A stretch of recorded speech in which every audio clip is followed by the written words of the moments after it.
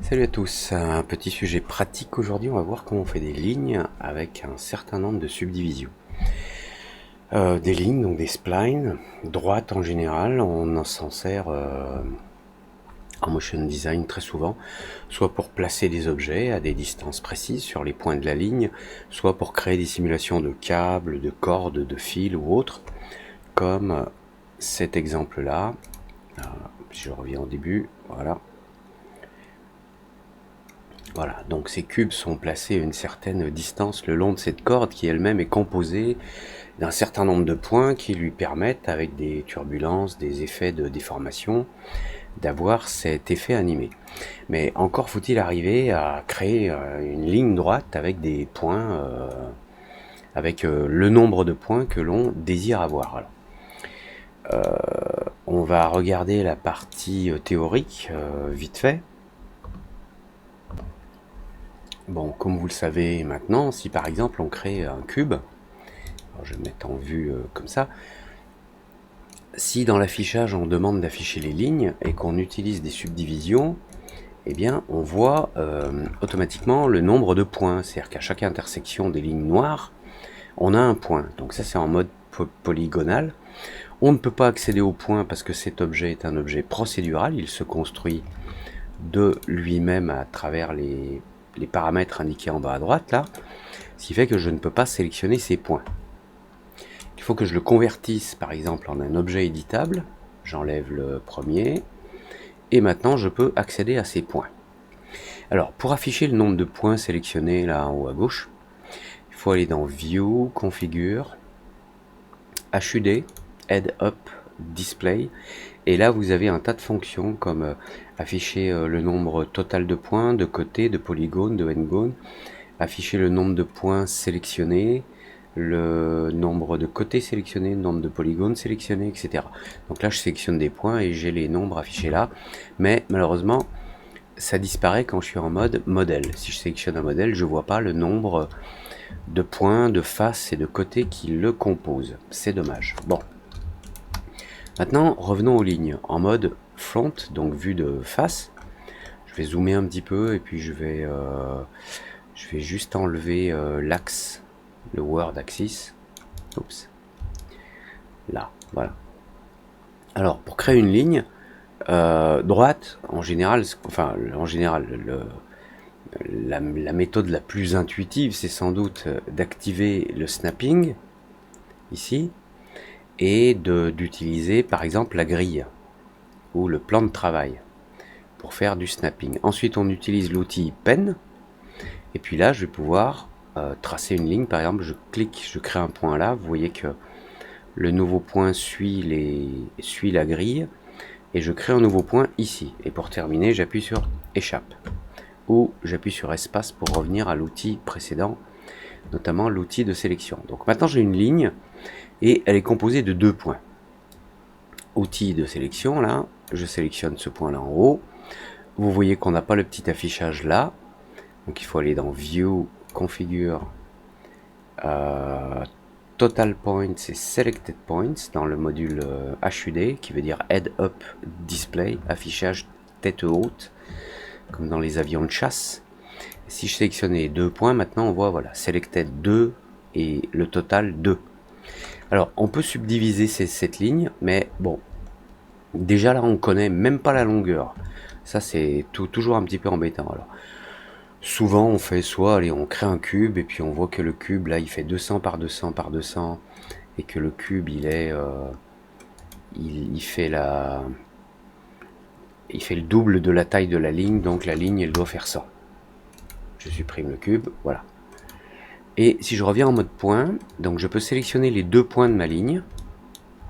Ah oui, un autre truc aussi. Dans les préférences, on a dans Viewport Display, on a ici Point Size et Selected Point Size pour changer la taille d'affichage des points et la taille d'affichage des points sélectionnés. Mais ça marche pas pour les splines. Ça marche uniquement pour les objets polygonaux. Je vais faire par exemple un cube là que je vais déplacer ici. Je mets quelques subdivisions, comme ça on le voit mieux. Vu qu'il est paramétrique, je ne peux pas sélectionner les points. Donc je le convertis en objet éditable. Là, on a les points qui s'affichent ici. Et ces points-là, on peut changer leur taille ici. Donc les points noirs, quand on change la taille dans les préférences Point Size, vous voyez, ça change la taille des points non sélectionnés de mon polygone. Et les Selected Point Size, on peut changer également la taille et les afficher en plus gros. Le problème, c'est que en mode spline, ça change rien, ça ne marche pas. Dommage. Allez, je remets les paramètres par défaut ici. Point Size, clic droit, Reset to Default. Et lui, Reset to Default. Je supprime ce cube. Voilà. Donc j'ai ma ligne en mode point. Je sélectionne mes 2 points. Et le premier truc que je peux utiliser, c'est dans le menu Spline Add. On a une fonction Subdivide pour subdiviser la ligne. Donc là, on a 2 points. Si je la subdivise, vous voyez affiché là en haut, on en a 3. Et il sélectionne automatiquement le nouveau point qu'il a créé au milieu. Alors si je sélectionne celui d'en haut, vous voyez qu'il y en a un là, on peut le déplacer. Donc si je sélectionne les 3, et si je refais Spline, Add, Subdivide, alors on voit que le raccourci c'est US. Donc là vous voyez d'autres points apparaître, un là et un là. Et il sélectionne automatiquement les nouveaux points. Donc on peut faire US, US, US, US. Et là, notre ligne est subdivisée. Pour connaître le nombre de points, il faut regarder là en haut. Voilà. Bon, c'est pas super top pratique les bains. Donc, cette ligne, je la pousse. Les utilisateurs aguerris, très rapidement, après s'être rendu compte durant un moment que dans ce menu là où on a tout ce qu'il faut pour créer des splines, on n'a pas de quoi créer une ligne droite. Même ici splines, il n'y a rien pour créer une ligne droite. Généralement ce que l'on fait, c'est qu'on utilise un helix.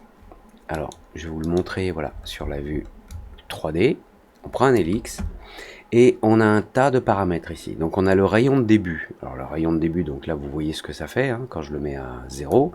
Donc mon helix, ma spirale, elle commence là. Ensuite on a un rayon de fin puisqu'elle se termine là, donc, et qu'elle est alignée sur cet axe Z. On a le rayon de fin. Si on met le même, hop, on obtient une ligne droite. Bon, c'est déjà bien. Mais on a cet angle qui peut parfois être problématique. Il vaut mieux le mettre à 0. Alors, ici on a une ligne droite qui est inclinée à cause du rayon de fin. Et alors, bizarrement, on a en fait ici en bas une longueur. Donc je lui dis, je veux que ma ligne fasse 2 mètres, 200 cm. On va faire un peu comme l'autre, on va l'aligner sur XZ, voilà, et comme ça elle est verticale. Je vais juste cacher l'axe principal, voilà. Et c'est cette ligne orange là. Et pour l'instant elle fait 200 cm. Mais si j'ai un angle de fin, un rayon de fin, ce qui se passe c'est qu'elle ne fait plus 200 cm. On va regarder sur la vue de front. Vous voyez, si j'ai un rayon de fin là elle fait 260 cm. Et là, elle fait plus, puisqu'elle fait la diagonale là de ce 200 par 200. Donc c'est le coup de Pythagore, mais je ne vais pas m'amuser à faire le calcul de suite. Donc ce 200 là, il faut se méfier si on a un angle. C'est pour ça qu'on a l'habitude de mettre les angles à 0. Ensuite, je vais mettre une longueur de 100 pour avoir la même chose que l'autre. Et puis on a là en dessous les subdivisions. Et en plus des subdivisions, on a des nombres de points intermédiaires. Alors, les subdivisions, c'est utile quand on fait effectivement des spirales avec un angle. Il nous faut un certain nombre de subdivisions, sinon on a une courbe qui est moche. Je vais diminuer le nombre de subdivisions, voilà. Si on n'a pas suffisamment de subdivisions, la spirale, elle n'est pas spirale. C'est pour ça que par défaut, cette valeur, elle est à 100. Alors, je remets tous les autres à 0.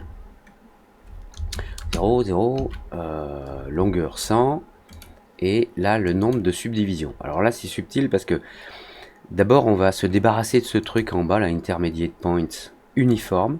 Donc des points intermédiaires de façon uniforme, ça veut dire que non seulement il y a une subdivision, mais en plus il va le resubdiviser. Donc on va mettre ce nombre à 0, et on va utiliser par exemple 10 subdivisions sur cette petite ligne verticale. Alors malheureusement, quand on passe en mode point, on ne peut pas sélectionner les points parce que c'est un objet dynamique. C'est un objet paramétrique. Donc pour se faire une idée, moi je vais juste le convertir dans un autre objet en utilisant, là je clique une seconde, Current State to Object, je crée un nouvel objet, je désactive les précédents. Ce nouvel objet, c'est donc une ligne, une spline qui a été copiée depuis l'Helix, mais qui est en mode spline. Donc là j'ai accès aux points. Et combien de points j'ai? Quand je les sélectionne, j'ai 11 points. Alors on a 11 points parce que dans notre Helix qui nous a servi à créer cette copie, on avait 10 subdivisions. Alors si on a, comme on le voit là, 11 points dans cette ligne qui était, dans cette Helix qui est en forme de ligne droite, et qu'on a 10 subdivisions, c'est normal qu'on ait 11 points, c'est parce que on a les deux points de départ, celui de début et de fin, et la première subdivision va créer le point numéro 3. La subdivision suivante va créer le 4. Mais vu qu'on part pas d'un point mais de 2, le nombre de subdivisions, le nombre de points au final, va être supérieur de 1 au nombre de subdivisions. Alors si par exemple je veux 40 points, je vais mettre 39 ici. Et maintenant, alors je vais virer cet Helix là, je réactive mon Helix avec 39 subdivisions. Lui, je le convertis en objet, je convertis son état actuel en objet éditable. Je désactive mon Helix, je reviens dans la nouvelle, et là, je sélectionne, et vous voyez que j'ai bien 40 points, là. Donc ces 40 points peuvent être utiles pour tout un tas de choses, si on déforme la courbe d'une façon ou d'une autre. Et alors, ce que l'on a l'habitude de faire, je vais supprimer ce truc, je vais repartir de cet Helix. Donc je sais, puisque je vous l'ai expliqué mathématiquement, donc avec une subdivision de 39, j'obtiens 40 points. Quand j'ai des lignes droites à créer, je crée ce qu'on appelle un preset. Donc ici, je vais dans Save Preset, et puis je vais l'appeler Line verte, puisqu'elle est verticale. Et je vais mettre 40p et je l'enregistre. Ce qui fait que maintenant, si je supprime tout ça, si je vais dans le module Helix et que je vais ici dans les presets, j'ai line verte 40p et il me fait une ligne verticale de 40 points. Et après, si j'ai besoin, je la convertis pour une raison ou une autre. Alors, quel intérêt d'avoir des subdivisions maîtrisées en fait?